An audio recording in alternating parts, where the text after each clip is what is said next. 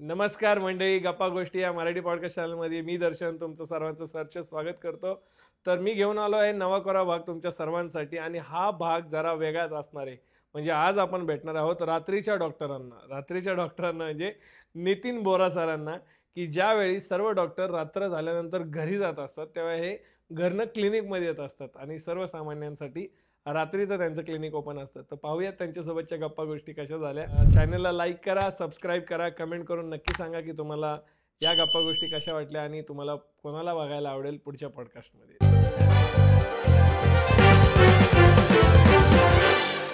नमस्कार, गप्पा गोष्टी या मराठी पॉडकास्ट चॅनलमध्ये मी दर्शन तुमचं खूप खूप सहर्ष स्वागत करतो.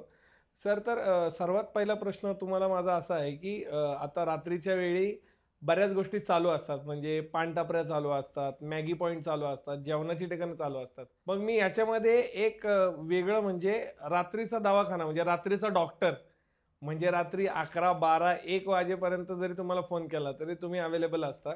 मग ह्याच्या मागचं नक्की कारण काय? खरं तर याच्यामागं 2-3 वेगळी कारणं आहेत. मी सुरुवातीला जेव्हा काम करायला सुरुवात केली, त्यावेळेला माझं क्लिनिक दुपारी 12 ते 4 इतरांसारखं होतं. पण मी रेड लाईट एरियामध्ये HIV एड्स कंट्रोल प्रोग्राम बघायला लागलो स्टेट गव्हर्नमेंटचा आणि मग तिथेही मला वेळ द्यावा लागायचा. मग मी सकाळचं क्लिनिक उरकून रेड लाईट एरियातला प्रोजेक्ट बघायचो. तिथं मी प्रोजेक्ट डायरेक्टर म्हणून 10 वर्ष काम केलं आणि मग तिथून मी जिम करून परत क्लिनिकला येईपर्यंत उशीर व्हायचा. मग आलेले पेशंट बघता बघता निघायला उशीर व्हायचा. मग उशिरापर्यंत असतो म्हणून लोक यायला लागली आणि असं करत करत तो टायमिंग 12, 12:30, 1, 1:30 असा होत गेला. सेकंडली, मी ज्या भागात काम करतो तिथं 14 स्लम्स आहेत वेगळ्या वेगळ्या छोट्या मोठ्या आणि स्लम्समध्ये राहणारी जी लोक आहेत ती दिवसभर कामाला जातात आणि मग मुलांकडे बघायलाही बऱ्याच वेळा त्यांना वेळ नसतो आणि मग ते कामावून आल्यानंतर थकलेल्या अवस्थेत ते थोडंसं काय जेवण वगैरे करून मग दवाखान्यात येतात. त्यांच्यासाठी सगळ्यात सोयीची वेळ म्हणजे ती रात्री उशिराची वेळ आहे. आणि तिसरी महत्त्वाची गोष्ट, पुणे शहरामध्ये खूप कमी दवाखाने रात्री 9-10 नंतर चालू असतात आणि मग ते मला त्या बाबतीत बऱ्याच ठिकाणी ॲप्रिसिएशन मिळालं की रात्री उशिरापर्यंत असतात, लोकांची सोय होते, सगळे हॉस्पिटल्समध्ये जायची कोणाची ऐपत नसते, सरकारी दवाखान्यामध्ये संध्याकाळी काही नसतं आणि मग त्यामुळे ते उपयोगाला खूप आलं लोकांच्या आणि जसं जसं ते लोकांना उपयोगी पडू लागलं तसं मलाही त्याच्यात त्या काम करण्यात आनंद वाटायला लागला. मग सर, आता रात्रीचा जो तुमचा दवाखाना चालू असतो म्हणजे बाकीच्या इतर डॉक्टरांपेक्षा वेगळेपणा म्हणजे, तर मग असं नाही वाटत का की मग जेवढी मला माहिती आहे की 30 वर्षापर्यंत झाले आज या क्षेत्रामध्ये तुम्हाला, तर मग एखाद्या वस्ती भागामध्ये एखादा छोटासा क्लिनिक का, मग 20, 25, 50 बेडचा असं मोठा दवाखाना का नाही? खरं तर माझं क्लिनिक खूप छोटं आहे आणि त्याच्यामध्ये फ्लो ऑफ पेशंट भरपूर आहे. अनेक वेळा ते मला पेशंट काही ठिकाणी रेफर करावे लागतात. माझे बरेच मित्र म्हणतात की तू इतर हॉस्पिटल्सला एवढा बिझनेस देतो, मग तूच स्वतःचं हॉस्पिटल का नाही करत? त्या बाबतीत मी थोडंसं प्लॅनिंग पण केलं, थोडंसं बजेटिंग पण केलं. माझ्या लक्षात आलं की हॉस्पिटल चालवणं इतकी सोपी गोष्ट नाही. एक तर व्यापाचं काम आहे. दुसरी गोष्ट, त्याच्यामध्ये 3 वेळेसचा तुम्हाला स्टाफ ठेवावा लागतो. नर्सेस 3 स्टाफ, डॉक्टर्स ठेवावं लागतात, तुम्हाला क्लिनिंग स्टाफ ठेवावा लागतो, तुम्हाला इक्विपमेंटचा खर्च असतो, इन्व्हेस्टमेंट मोठी असते आणि मग एवढं सगळं तुम्ही केल्यानंतर तुम्ही अल्पदरात लोकांना मदत नाही करू शकत. मग तुम्हाला लुटावं लागतं आणि कदाचित माझ्या वृत्तीमध्ये प्रवृत्तीमध्ये ते नाही आहे आणि म्हणून विनाकारण एखाद्या पेशंटला ₹2 लागणार असताना आपण त्याला ₹200 घ्यायचे आणि हॉस्पिटल चालवण्यासाठी मग तो जीवाचा आटापिटा करायचा, हे मला पटलं नाही. मला अनेक प्रपोजल्स आजपर्यंत आली आहेत, आताही येत आहेत. पण ते व्यापाचं आणि तसं काम करणं मला कदाचित माझ्या स्वभावाला जमत नाही. मग सर, आता डॉक्टर स्वतः म्हणतात की लवकर झोपलं पाहिजे, मग आता या ठिकाणी डॉक्टरच लवकर झोपत नाही, मग हे कसं काय? खरं तर अगदी बरोबर आहे हे. एकदम परफेक्ट आहे. मला अनेक वेळा हा प्रश्न विचारला जातो की जर का आहार, विहार, निद्रा हे जर 3 महत्त्वाचे घटक आहेत कुठल्याही माणसाला चांगलं आयुष्य जगण्यासाठी, मग तुमच्या निद्रेचा तर असा नाश होतो. तर खरं आहे ते बरोबरपणे शास्त्रीयदृष्ट्या सर्काडियन सायकल एक नावाने शास्त्रीय टर्म आहे, ज्याच्यामध्ये तुम्ही एका विशिष्ट वेळेत झोपलं पाहिजे, विशिष्ट वेळेत उठलं पाहिजे. कारण रात्रीच्या त्या वेळेत तुमच्या झोपेमध्ये काही महत्त्वाचे हॅपी हार्मोन्स तयार होतात किंवा इतर काही महत्त्वाचे बदल घडतात. त्यासाठी वेळेत झोपणं गरजेचं आहे. माझा सल्ला आहे सगळ्यांना की सगळ्यांनी वेळेत झोपलं पाहिजे. परंतु आता माझ्या व्यावसायिक कारणांनी मला ते शक्य नाही आहे लवकर झोपणं. पण माझा सल्ला राहील प्रत्येकाला की कोणी असं करू नये. लवकर झोपावं, लवकर उठावं, वेळच्या वेळेला खावं. माझ्या जेवणाच्या वेळासुद्धा थोड्याशा वेगळ्या आहेत इतरांपेक्षा. फक्त एवढेच आहेत की त्या मेंटेन आहेत. म्हणजे दुपारी 2ला मी जेवतो, परत रात्री 2ला जेवतो. त्याच्यामध्ये बदल करत नाही. मला आजपर्यंत काही त्रास झाला नाही, ही कृपा आहे. परंतु असं कोणी करू नये. वेळच्या वेळेला सगळ्या गोष्टी घडणं गरजेचं आहे. आणि काय आहे ना, की आता ती शरीराला पेक्षा मनाला, आत्म्याला सवय लागली की माझ्यावर अवलंबून असलेली जी माझी लोकं उशिरा येतात. जर मी नसेल एखाद दिवशी, तर मला जे फोन येतात सतत, त्याच्यावरून मला जाणवतं की माझी तिथं गरज आहे. आणि माझी लोकं निवांत झोपावीत म्हणून कदाचित मी जागतोय. अनेक वेळा माझ्या भागातल्या महिला मला सांगतात, की "डॉक्टर खरंच सांगते, तुम्ही आहात म्हणून मला आईची काळजी नाही आणि म्हणून मी लवकर झोपते, सकाळी लवकर मला कामाला जावं लागतं. माझ्या आईच्या तब्येतीची मला काळजी नाहीये का? तर तुम्ही आहात काही झालं तरी उशिरापर्यंत." तर ह्या काही गोष्टी प्रेरित करतात आणि म्हणून मी उशिरापर्यंत असतो. मग सर याच्यामध्ये एक तुमचा असा अचीवमेंटवाला कोणता, म्हणजे खूप तुम्हाला बरं वाटतं की तो प्रसंग आठवल्यानंतर असा कोणता प्रसंग आहे का? काय की सोशल फील्डमध्ये असताना, मेडिकल फील्डमध्ये असताना तुमच्या बऱ्याच तुमच्याकडून कामं होत असतात. सोशो मेडिकल फील्डच अशी आहे की जी फार गरजेची आहे आणि मग अनेक संस्थांकडून पारितोषिकं मला मिळालेली आहेत.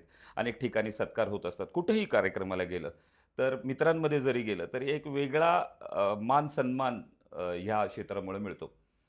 आणि माझ्या कामाचा जो पार्ट आहे, तो मी जनरल प्रॅक्टिशनर आहे. त्यामुळे मला सर्दी, ताप, खोकला असे प्रकारचे पेशंट असतातच. त्याच्यामध्ये एखादं स्पेसिफिक डायग्नोसिस जर मला करता आलं, तर मला त्याच्यात एक खूप मोठा आनंद मिळतो. दुसरी महत्त्वाची गोष्ट अशी आहे, की एक माझ्याकडे जोडपं आलं होतं आणि ते गुजरातचे होते, पटेल होते ते. कोथरूडच्या एका साईटवर माझा पेशंट होता आणि तो तिथेच आजारी पडला आणि त्याला खूप फणफणून ताप आला होता आणि तो आला घरी. घरी आल्यावर माझ्याकडे औषध घेतलं आणि दुसऱ्या दिवशी तो लगेच कामाला गेला. म्हणून सगळ्यांना प्रश्न पडला, की "अरे, तू इतका पटकन कसा काय बरा झाला?" त्या जोडप्याचंही त्याच्यावर लक्ष होतं. ती लोकं आली माझ्याकडे दोघं. मग त्यांनी सांगितलं पोटात दुखतंय, तिने सांगितलं डोकं दुखतंय. असे 2-3 वेळा ती लोकं आली आणि नंतर तो जो होता त्यातला, तो माझ्या अजूनही संपर्कात आहे.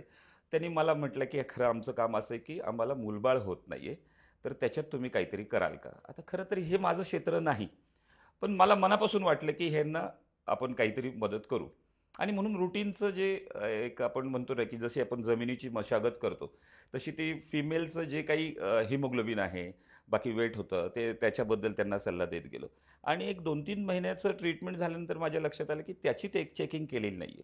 मग त्याच्या चेकिंग केलं तर लक्षात आलं, की त्याचे शुक्राणू एकदम कमी होते. मग त्याच्यावर मी एक आयुर्वेदिक उपाय पण त्याला दिला आणि सुदैवानं ती बाई गरोदर राहिली. त्याचा मला फोन आला. 8वा महिना त्या बाईंना चालू होता आणि तो म्हटला, की "मला गावाला जायचंय." अरे म्हटलं, "वेड आहे का? लोकं प्रॉब्लेम असतील तर शहरात येतात. तू गावाकडे काय चाललाय? जाऊ नको." म्हटलं, "डिलिव्हरी आपण सेफली करू." कारण जवळपास 8 ते 10 वर्ष झाली होती त्याच्या लग्नाला. आणि मग तो गेला. त्यानंतर मला पण विसर पडला. एक वर्षभरानंतर किंवा थोडंसं कालावधीनंतर मला त्याचा एक दिवशी फोन आला. म्हटलं, "पटेल बोलतोय." म्हटलं, "सांग रे, काय झालं?" तो म्हटला, "आम्ही गेलो, गावाला आहे आता, आम्ही गावातच राहतोय." अरे म्हटलं, तुला म्हटलं होतं जाऊ नकोस, तू का गेला?" म्हटलं, "सर काय आहे, की आमच्याकडे जर मी बाळ झाल्यानंतर आलो असतो ना, तर म्हटले असते बाळ उचलून आणलं. आणि म्हणून मला प्रेग्नन्सी असताना माझ्या बायकोला तिथं नेणं गरजेचं होतं. लोकांच्या समोर म्हणजे सगळ्यांच्या देखत हॉस्पिटलमध्ये ती डिलिव्हरी झाली. त्यानंतर सगळा प्रसंग मला कळला. पटेल म्हणजे तिथला एक चांगला नामांकित व्यक्ती होता गावातला. त्याला जमीन जुमला, गुरंढोरं सगळं भरपूर त्याच्याकडे होतं. परंतु त्याचं लग्न झाल्यानंतर 7-8 वर्ष जेव्हा त्याला मूलबाळ झालं नाही, तेव्हा त्याच्या गावातली, नात्यातली लोकं त्याला सांगत होती, की "तू दुसरं लग्न कर. हिला नाही होऊ शकत मूल." आणि त्याचा जीव होता तिच्यावर.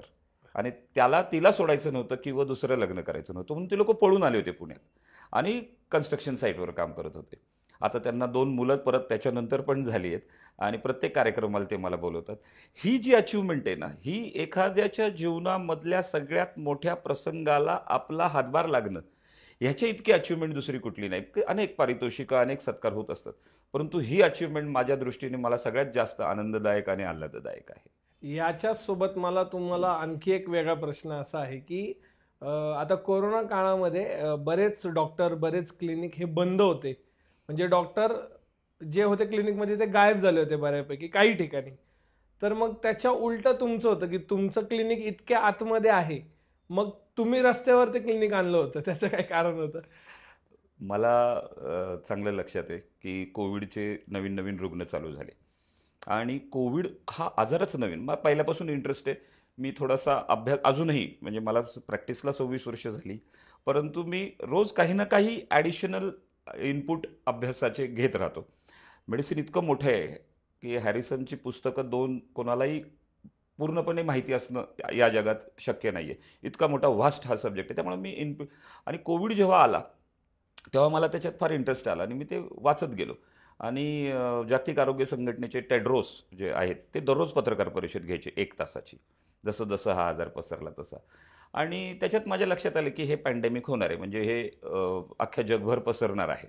आणि याच्या आधीच्या एका पॅन्डेमिकमध्ये मी काम केलं होतं, HIV एड्स कंट्रोलमध्ये. त्यामुळे थोडासा व्हायरस, पॅन्डेमिक ह्या विषयांचा मला थोडासा अभ्यास होता, अनुभव होता.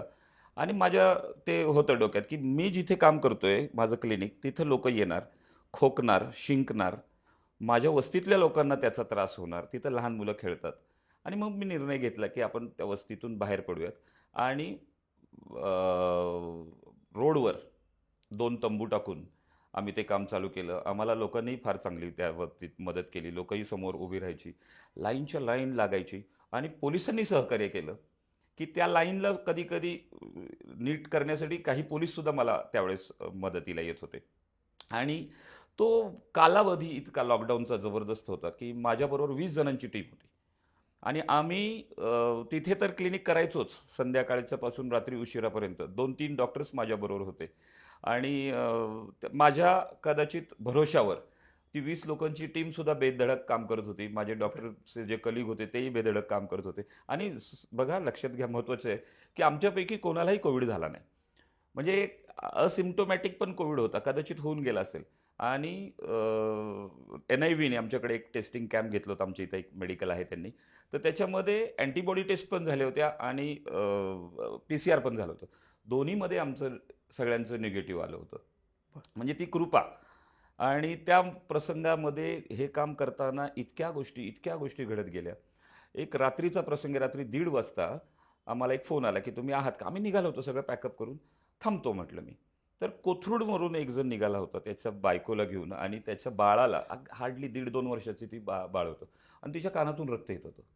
म्हणजे इमॅजिन करा, एक जोडपं आहे, रात्रीची वेळ आहे, कोविडमुळे लॉकडाऊन सगळं आहे, क्लिनिक्स तर सगळे बंदच आहेत, हॉस्पिटल सगळे कोविडनी फुल आहेत, कुठं जायचं एवढा मोठा त्यांना, आणि कानातून रक्त येत होतं. ते बाळाला घेऊन ते सरळ आमच्यापर्यंत आले. ते तिथून निघाले, स्वारगेटपर्यंत आले, त्यांना काहीही मिळालं नाही, सोर्स सगळं बंद. स्वारगेटला आल्यावर त्यांनी एक फोन केला, दांडेकर पुलावर त्यांचा कोणीतरी नातेवाईक होता. तो म्हटला, थांबा, मी येतो, तुम्हाला आमच्या डॉक्टरकडे नेतो. आणि मग ते लोक आली माझ्याकडे. कानातनं रक्त येत होतं, मी बघितलं, थोडंसं कापूस प्रयत्न करून ते रक्त आधी क्लीन केलं. आणि एक छोटा मणीचा तुकडा त्या बाळाच्या कानात होता, आणि तो काढायचा ह्यांनी प्रयत्न केला होता, आणि त्या जखमेतून ते रक्त येत होतं. आणि मग ते ते थोडा छोटासा तुकडा छोट्या फोर्सेपने मी तो काढून त्याच्यामध्ये थोडं वेळ कापूस औषध लावून ते ठेवलं. त्यांना फार बरं वाटलं. म्हणजे हा जो असा प्रसंग कोविडच्या काळात घडला, असे अनेक प्रसंग आहेत. त्यावेळेस माझ्या फेसबुक पोस्टवर पण मी ते टाकलेले आहेत. आणि त्याच्या बरोबरीने महत्त्वाचं जे काम आम्ही करत होतो ते कंटेनमेंट झोन होते, की ज्या भागामध्ये संख्या कोविडची जास्त असायची तो भाग पत्र्यांनी ठोकून बंद करून टाकायचे, आणि पोलीस बंदोबस्तात ती लोक आतमध्ये राहायची. पण प्रॉब्लेम काय होता की त्याच्यामध्ये काही लोक आजारी पडायचे. आणि मग भारतीय जैन संघटनेने ते डॉक्टर आपल्या दारी नावाने एक योजना चालू केली, ॲम्ब्युलन्स दिली, औषधं दिली, आणि ती घेऊन आम्ही आतमध्ये जायचो. आतमध्ये गेल्यानंतर असा अजून एक प्रॉब्लेम लक्षात आला की जी लोकांना ससूनमधनं, सरकारी दवाखान्यातनं रोजच्या गोळ्या चालू आहेत, बीपीच्या, शुगरच्या, थायरॉईडच्या, फीटच्या, त्यांची औषधं संपली, आणि त्यांनाही बाहेर पडता येत नव्हतं, पोलीस सोडत नव्हते. आणि मग त्यांना सर्टिफिकेट आम्ही दिली तिथं की ह्यांना असा असा आजार आहे आणि ह्यांना ससूनला जाण्यासाठी परवानगी द्यावी, आणि पोलिसांनी सहकार्य केलं. मग 3-3ची लोकं आम्ही तिकडे पाठवायचो, आणि मग त्यांची औषधं घेऊन ती यायची. अशा विविध प्रकारच्या, म्हणजे जेवणाचं तर अनेक लोकांनी केलं. आमच्याकडे जवळपास 1000 लोकांना आम्ही रोजचं जेवण देत होतो. आमचे ओळखीचे अनेक लोक ज्यांनी ते बनवून दिलं आमच्याकडे प्लेट्स, आणि त्यांच्या माध्यमातून आम्ही ते जेवण पण लोकांना देण्याचं काम केलं. चौथं महत्त्वाचं कोविडमधलं काम म्हणजे मायग्रंट वर्कर्स जे होते, ज्यांना गावाकडं आपल्या घराकडं निघायचं होतं, त्यांना गैरसोय झाली. दवाखान्यातनं सर्टिफिकेट मिळत नव्हते, दवाखानेच उपलब्ध नव्हते. त्यावेळेला दिवसाला 50, 100, 200 लोकांना सर्टिफिकेट तपासून आम्ही दिली आणि ते एक खूप चांगलं काम. लोकांना एखाद्याला घरी जायला मदत करणे, आपण काही पैशाची मदत करू शकलो नसलो जरी, तरी त्या सर्टिफिकेटवर त्यांना प्रवास करता यायला लागला आणि त्यातून एक समाधानकारक काम त्यावेळेस झालं. मग सोशल वर्क का याच्यासोबत? माझं जे क्लिनिक आहे त्याला 26 वर्ष पूर्ण झाली आत्ताच रिसेंटली ऑक्टोबरमध्ये. आणि त्याच्या आधी मी रेड लाईट एरियामध्ये ॲज अ प्रोजेक्ट डायरेक्टर काम करत होतो. त्याच्या आधी मी ट्रायबल एरियामध्ये, आदिवासी भागामध्ये सेवाधाम ट्रस्टच्या प्रोजेक्टमध्ये 2-3 वर्ष काम केले. मुक्तांगण संस्थेमध्ये मी डी ॲडिक्शन सेंटरमध्ये पण HIV एड्स अँड ॲडिक्शन्स या विषयावर काम केलेलं आहे. तिथे संपूर्ण भारतातून अनेक संस्था ट्रेनिंग घेण्यासाठी येतात, तर तिथे मी जात आहे. असे विविध क्षेत्रांमध्ये मी काम केलं आहे. परंतु सुरुवात याची झाली, माझी आई याला कारणीभूत आहे. 76मध्ये मी पहिलीला मला जेव्हा ॲडमिशन घेतलं तेव्हा KGमध्ये टाकताना मला इंग्लिशमध्ये टाकावं असं माझ्या आईचा अट्टहास होता.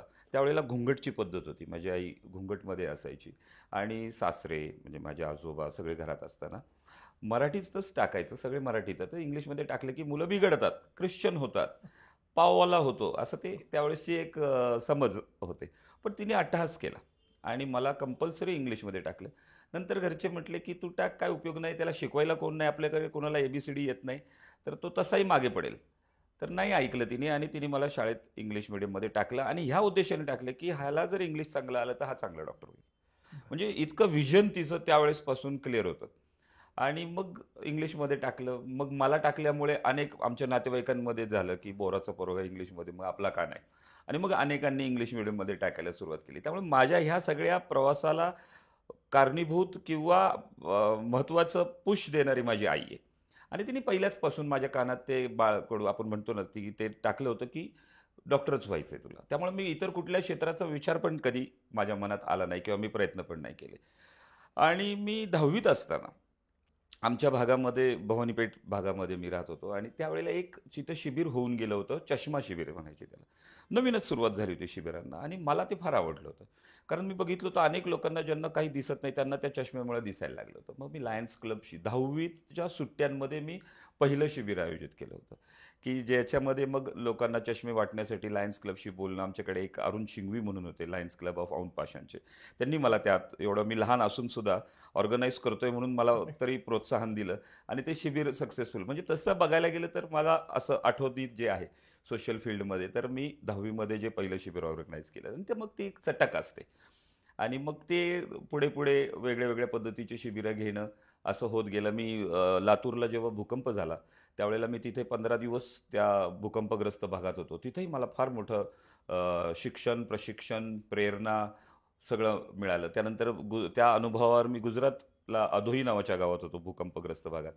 माळीनला डॉक्टर मिलिंद भोईबरोबर आम्ही एक तिथे वेगळ्या पद्धतीचं काम केलं. कारण तिथे NDRFचे जवान होते, त्यामुळे फार लोक जिवंत पण नव्हती उपचार करण्यासाठी. परंतु जी होती त्यांना फार मोठा एक तो मानसिक धक्का होता की एक 5 वाजता पहाटे मुलीला बसस्टॉपवर सोडायला गेलेला बाप जेव्हा परत गेला तेव्हा गाव गायब झालेलं होतं. म्हणजे अशा प्रसंगात मेंटल शॉकमध्ये लोक होती. आणि एक मुलगा आणि वडील मोटार वाहून जाईल म्हणून शेतात गेले होते. त्याला 5 मुली होत्या, बायको, आई सगळे घरात होते आणि ते तिथं ते मोटार काढून येईपर्यंत गाव गायब झालेलं होतं, मातीखाली गेलेलं होतं. अशा मानसिक धक्क्यामध्ये त्याचं प्रॉपर असेसमेंट करणं आणि त्याला आउटलेट देणं, व्हेंटिलेट करणं, त्याला पुढच्या भविष्याची फार डिफिकल्ट काम होतं ते. ते मी भोई प्रतिष्ठानच्या माध्यमातून ते आम्हाला करता आलं. अशा विविध प्रसंगी वेगळ्या वेगळ्या पद्धतीचं काम करत करत 26 वर्ष आता ह्याला झाली. आणि सुरुवात तर मी म्हटल्याप्रमाणे 10वीला झाली. आणि मला लक्षात आहे की ज्या वेळेला माझा सगळ्यात आवडीचा सण म्हणता येईल असं पुणे शहरात आपण गणेशोत्सव म्हणतो. गणेशोत्सव काळात सुद्धा मी विघ्नहर्ता न्यासबरोबर लक्ष्मी रोडला जी मेडिकल टीम असते, डॉक्टर मिलिंद भोई आणि आम्ही तो एक प्रकल्प आम्ही दरवर्षी गेले अनेक वर्ष राबवतोय. तिथे खूप मोठ्या इमर्जन्सीज क्रिएट होतात. म्हणजे एक उदाहरण सांगायचं तर दारू पिऊन बाटल्या रस्त्याच्या कडेला फेकलेल्या असतात आणि त्या काचेने अनेक लोकांना पायाला कापलं जातं. कधी कधी पाऊस असतो, ब्लिडिंग होत असतं, सगळे रस्ते बंद असतात, कुठेही जायला. आणि अशा वेळेला फार उपयोगी ती सेवा विघ्नहर्ता न्यास पुणे शहर पोलीसच्या माध्यमातून तिथं ती केली जाते. परंतु त्याच्याही पेक्षा जास्त मी लहानपणापासून भवानी पेठेतल्या एका वाड्यात राहिलेलं आहे, म्हणजे भवानी माता मंदिरच्या मागे. त्यावेळेला आमच्या बिल्डिंगच्या समोर तंबू टाकायचे वारकरी, तंबू टाकायचे आणि मग त्यांचं ते दिवसभराचं रुटीन मी त्यांच्यातच राहिलेलो आहे. आणि माझे चुलते डॉक्टर भारत बोरा, ते कोंडव्याला त्यांची प्रॅक्टिस होती, त्यांच्या मित्रांबरोबर त्यांनी एक कॅम्प घेतला होता आणि त्या कॅम्पमध्ये काही औषधं शिल्लक राहिली होती. आणि मलाही थोडंसं, तोपर्यंत कॉलेज माझं पासआउट जस्ट झालं होतं, मी हॉस्पिटलला होतो आणि मी घरी दुपारच्या वेळेला गेलो, तर माझ्या घराच्या बाहेरच्या गॅलरीमध्ये एक जण झोपले होते आजोबा, आणि त्यांना थंडी वाजत होती. आणि मी आतमध्ये गेलो आणि झोपलो. आणि 4 वाजताच्या दरम्यान त्या लोकांना ते लक्षात आलं की आता ह्याच्याकडे आहेत औषधं. आईशी बोलले असतील कदाचित त्यांनी. मग मी एक गोळी दिली त्याला, त्या माणसाला, आणि त्याला त्या तापाची गोळी होती ती, आणि त्याला कदाचित बरं वाटलं. मी एक राऊंड मारून परत 2-1 तासांनी परत आलो, तोपर्यंत माझ्या घराच्या समोर रांग लागली होती. कोणाचे गुडघे दुखत होतं, कोणाला काही लागलं होतं, कोणाला अंग खाजत होतं, कोणाला, म्हणजे तो जी सुरुवात झाली ती ती आजतागायत गेले 30-35 वर्ष आम्ही, माझे सगळे मित्र आहेत भवानी पेठेमध्ये, भवानी माता मंदिरच्या परिसरात जय भवानी तरुण मंडळ म्हणून आहे, त्या मंडळाचे सगळे कार्यकर्ते अत्यंत आवडीने त्या दिवसाची वाट बघत असतात ज्या वेळेला पालखी पुण्यात मुक्कामी असते. कमीत कमी 1000-2000 लोकांना आम्ही त्यावेळेस मोफत औषधं देतो, पायाला चोळायला त्यांना मलम देतो, आणि ते काम करण्याचा प्रचंड मोठा आनंद ह्या वर्षभरात आम्हाला कुठलाही सण देत नाही, तो आनंद आम्हाला सगळ्यांना तिथे मिळत असतो. याच्यामध्ये मग तुम्ही डॉक्टर असताना असा कोणता प्रसंग आहे का की तुम्ही तिथं काहीच करू शकले नाही, या गोष्टीची खंत आहे तुम्हाला? अगदी झटकन माझ्या लगेच लक्षात येतं की मी क्लिनिकमध्ये असताना तापाचे अनेक रुग्ण येत असतात, सर्दी खोकल्याचे येत असतात, आणि त्याच्यातून एखाद्या रुग्णाला डेंग्यू आहे हे लक्षात आलं, किंवा त्याच्या फक्त व्हायरलमुळे जरी पांढऱ्या पेशी कमी झाल्या तरी अनेक लोक सलाईन लाव, हॉस्पिटलमध्ये ॲडमिट करा, असं असतं. पण आमच्याकडे आम्ही काय करतो की जे रितसर पद्धत आहे की बाबा त्याचं प्लेटलेट दररोज बघत राहा, खूप कमी झाले तर मग ॲडमिट करा, 50,000च्या खाली गेलं की आम्ही सजेस्ट करतो. असे अनेक डेंग्यूचे रुग्ण मी माझ्या क्लिनिकच्या स्तरावर दरवर्षी बरे करतो. आणि माझ्या वडिलांना डेंग्यू झाला आणि त्यांचे हातपाय खूप दुखत होते. 1-2 दिवस मी त्यांना घरीच औषधं दिली आणि मग टेस्ट केली. टेस्ट केल्यावर प्लेटलेट खूप कमी झाल्या होत्या. ठीक आहे, ॲडमिट केलं. ॲडमिट केल्यानंतर प्लेटलेट दिल्या, पण ते डेंग्यू शॉकमध्ये ते गेले आणि नंतर त्यांना व्हेंटिलेटर लावावं लागलं. आणि त्या सगळ्या कंडिशनमध्ये हतबल झाल्याचं मला जाणवलं की मी इतक्या लोकांना, डेंग्यू लोकांचा बरा केला, पण माझ्या वडिलांसाठी मी काही करू शकलो नाही. शेवटच्या क्षणांमध्ये तर असं होतं की ते बेशुद्ध अवस्थेत होतं, पण मी हाक मारल्यानंतर ते डोळे हलवायचे. कदाचित त्यांना खात्री होती की माझा मुलगा डॉक्टर आहे, माझ्या शेजारी उभा आहे, आणि त्यात मी काही करू शकलो नाही. माझ्या दृष्टीने इतका सेन्सिटिव्ह प्रसंग दुसरा कुठला नाही. हे किती सेन्सिटिव्ह असणार आहे 100% सर कळतोय, कारण की तुमच्या डोळ्यातनं पाणी येतं हे सांगताना.